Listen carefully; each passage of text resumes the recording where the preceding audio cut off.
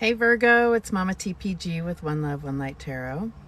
Welcome to your summer solstice reading. So it actually is the summer solstice today. And I've barely gotten through any of the signs. Definitely lost track of time and how much effort it takes to get through all of the signs with this particular energy. So I'm gonna plug ahead and go ahead with the reading. But so this is live on TikTok right now. The replay of it will be posted on YouTube. So if you're watching on YouTube,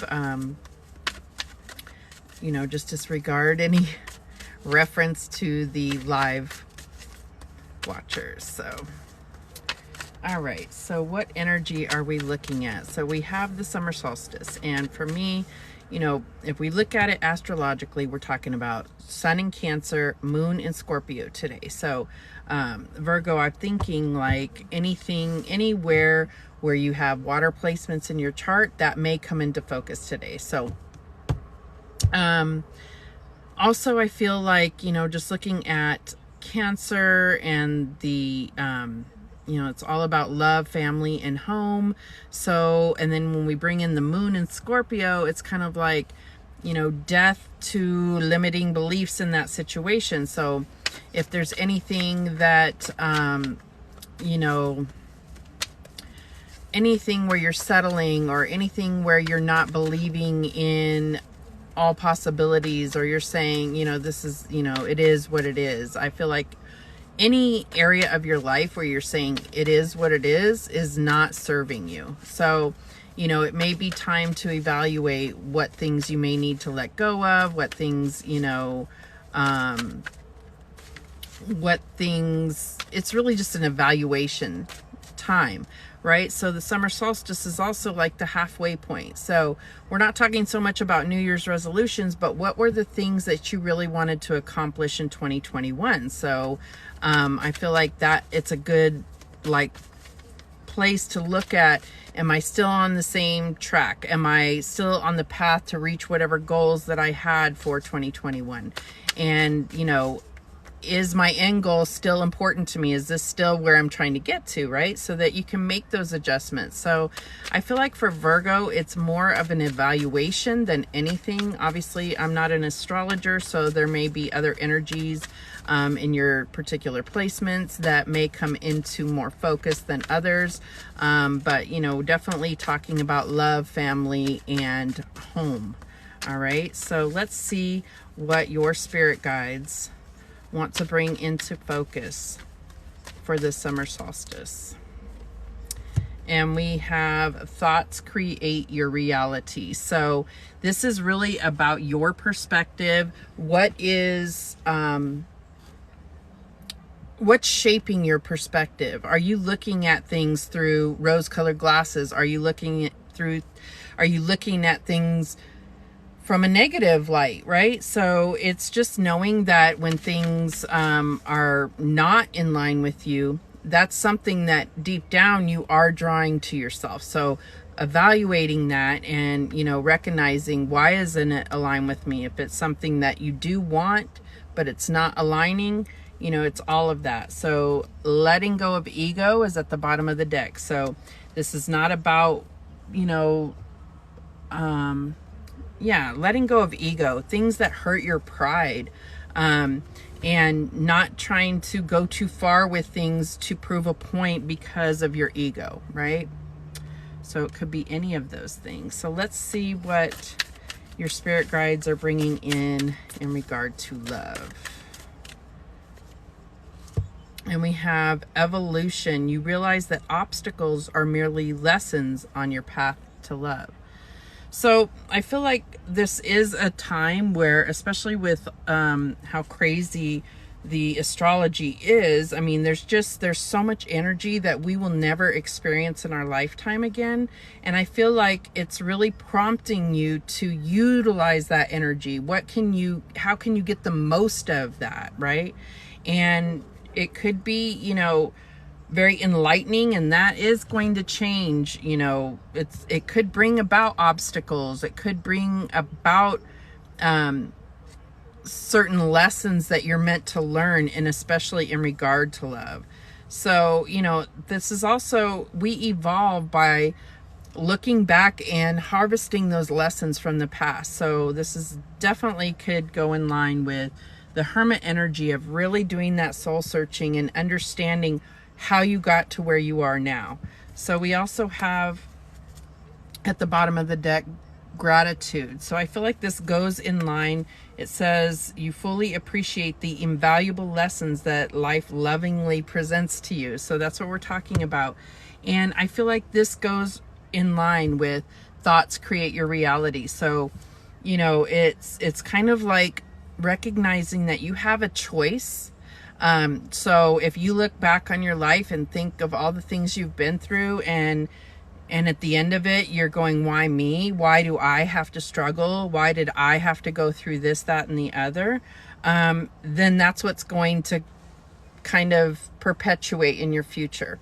If you look back and say, you know, man, that was a struggle, and I think what I learned from that situation is this. And guess what? You're here to do that now. So you've had a victory 100% of the time. If you can look at things like that, then when you get to the next challenge, and we're always going to face challenge. There is no reaching a peak and then now it's all smooth sailing. You're always going to have challenges.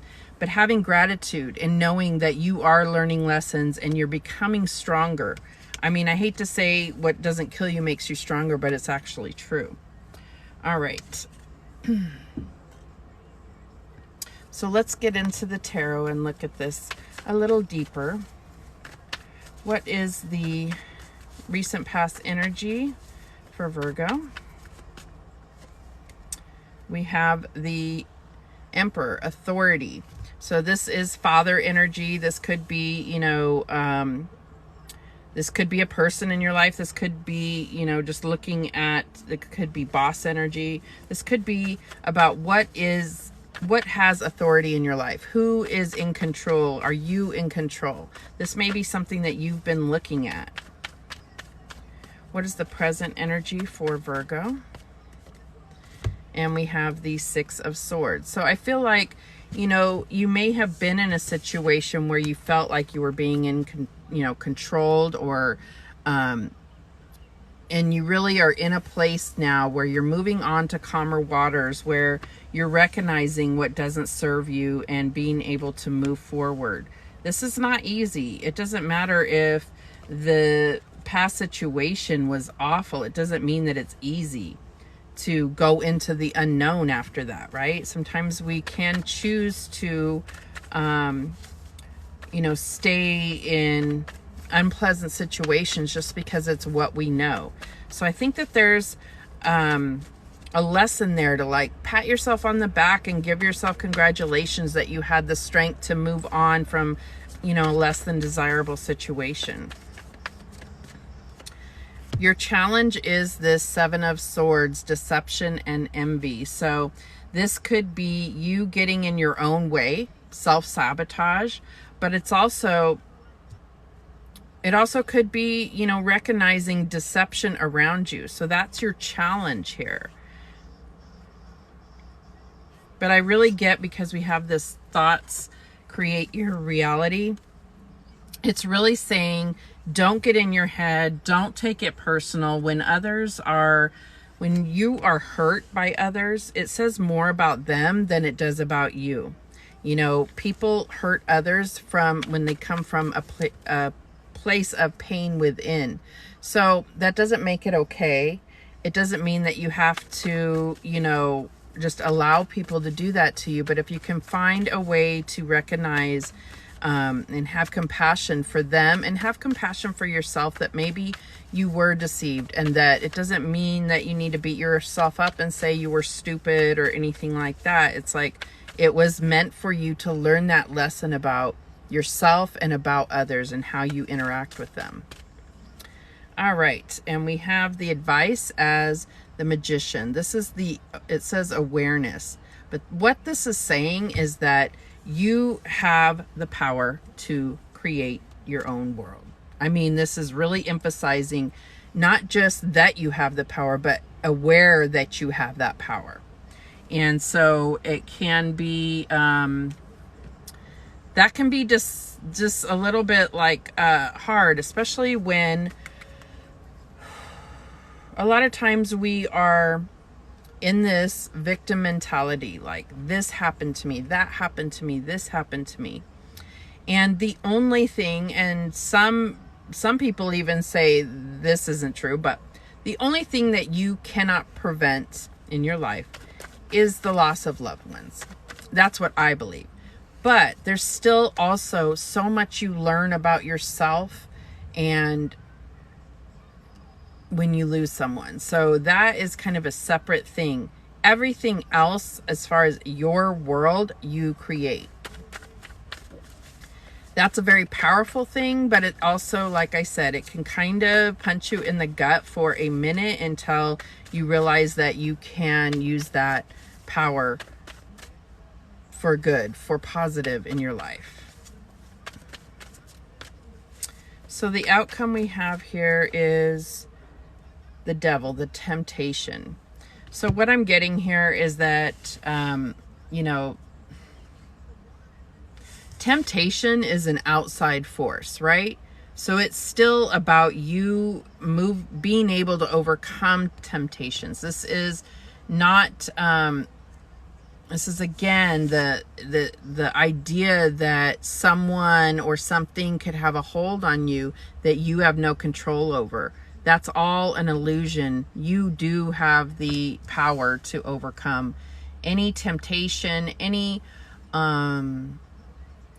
that makes you feel stuck, bound, addicted, obsessed.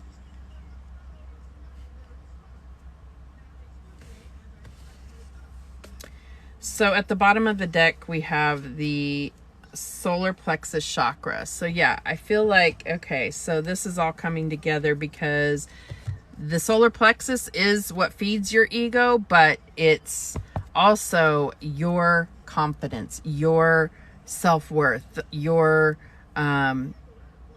power. So this is like all that power and having that awareness of your own power, not allowing others to have power over you. You know, I mean, there are people, and I'm just going to use a very vague example. There are people that like to partake in drugs, and it doesn't rule their life, and they go out and party, you know, go to rave or something once a month, and they do drugs at that rave or something. It doesn't rule their life. They have power over it. They enjoy that escape, but they have power over it. But they're rare, okay? So that is a person, and I'm, like I said, I mean, that's just a very vague example. That is a person that enjoys that escape, but it doesn't take over them. And then, but for most people, they cannot partake in that type of thing without it becoming an addictive behavior, or without it, you know, altering them beyond them being able to just have that one excursion, right? I don't know if that's making sense. Let's go ahead and clarify. But I feel like, you know, it all comes down to not allowing even a substance to have that power over you, right? But it could definitely be a person. I mean, we're talking like this could definitely be a person. Definitely. And so this could have been that previous energy that had kind of like control over you. This could even be like a job or a workplace that, you know, was just kind of ruling your life, and you've chosen to move on. I mean, this could be many different things. This is a general reading. So why is this Emperor here as the past energy? And we have the Four of Pentacles. So this is all about blockage, control. You know, I know this is a weird depiction of it, but it's like just trying to hold on to things. And you know where it comes from is fear. So that is something that I feel like it's saying that in the past, you know, you were being controlled by fear. Now we're looking at the current energy of moving on, of letting, you know, getting out of whatever situation was making you feel, you know, like that, and moving on to calmer waters. So why is this Six of Swords here? And we have the Eight of Cups. So these are the two cards in the deck of moving on. These are cards where the Six of Swords is like going from choppy waters, but moving away into calmer waters, like getting yourself out of a chaotic situation. The Eight of Cups is recognizing that current situation is not fulfilling and moving towards what will bring you fulfillment. Both are movement. Both are leaving less than desirable situations behind. Beautiful. That's beautiful. That's what you need to focus on. That is a victory for you to have had the strength to make that happen and recognize and putting yourself first, right? So why is this Seven of Swords here as the challenge? What is this deception and envy and energy? And we have the Emperor again. This says the Dream Protector. So I feel like there was definitely somebody, it could have been an Aries, doesn't have to be, but there was definitely some type of masculine energy. Doesn't have to be male or female, it's whatever. Someone very controlling that I feel like, you know, may have been playing mind games with you, you know, deceived or betrayed you.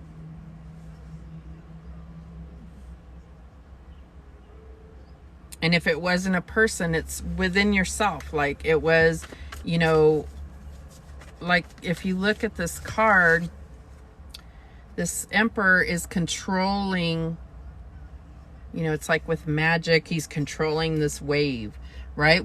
Which represents emotions. He's manipulating the water to go around him or to go the way that he wants it to go. That's very controlling. So,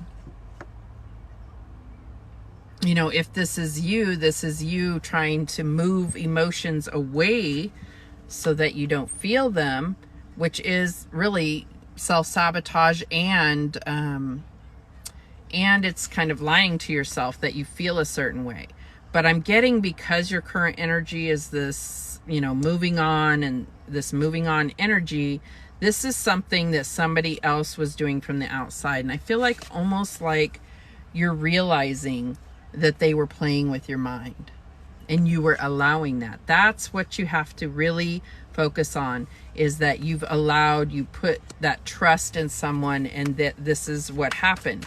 That doesn't mean that every person is going to do that to you unless you believe that. If you believe that the next person's going to do that to you, that's exactly who you will attract. All right, so why is this Magician here as the advice? It's being aware, right? So we have the Nine of Pentacles. And so what this is it's like telling you that you are at your most powerful when you are yourself, when you are not connected with somebody else. And it doesn't mean you will never be able to be connected with anyone, but it's like recognizing how powerful you are. You don't need to rely on anyone else. It's giving yourself that boost in your solar plexus chakra to really be all you can be. And then you're going to attract that type of person that's also that way, or is in harmony with you, aligned with you. So why do we have this Devil energy as the outcome? And we have the Eight of Swords. So I feel like the temptation is that you're going to get into this powerful place, right? With the Nine of Pentacles Magician, this is like really, you've done all this, and recognizing everything you've done, your power, your physical manifestations, you realizing you did all that, right? And then here comes somebody, and your temptation is going to be to go back to this victim, this trapped feeling, right? So this is, and this person is like, you can see that it's almost like they have something over their eyes right here. I don't know, it's kind of blurry. Just know that your higher self is there, right? And you created this own little prison. So it's about recognizing that, knowing that, you know, devil energy always comes up as soon as we have that ultimate victory or right before it, so that you can't achieve that. All the devil wants to do is create even just a little bit of doubt. As long as they create the doubt, they move on to the next person. Don't let the doubt win.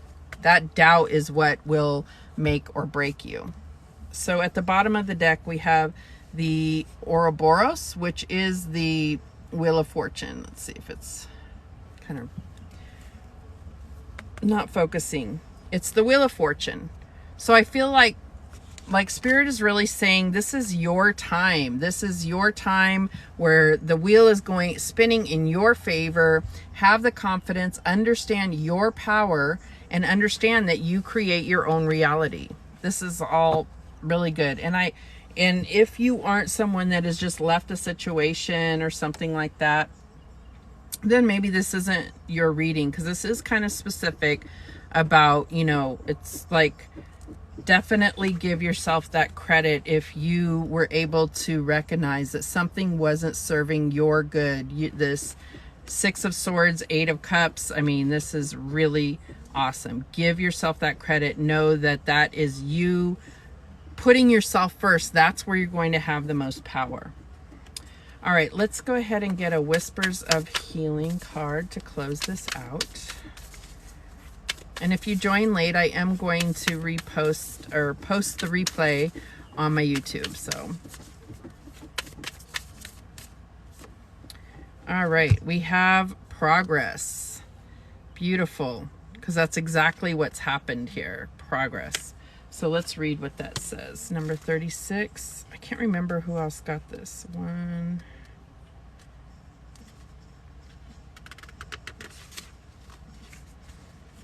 Okay. I'll try to hold it steady, but when I start to read, I start to kind of go downhill. All right. So you have been in a process of great change, self-growth, and healing. It is important to maintain a good relationship with yourself. Journaling is one tool that may help.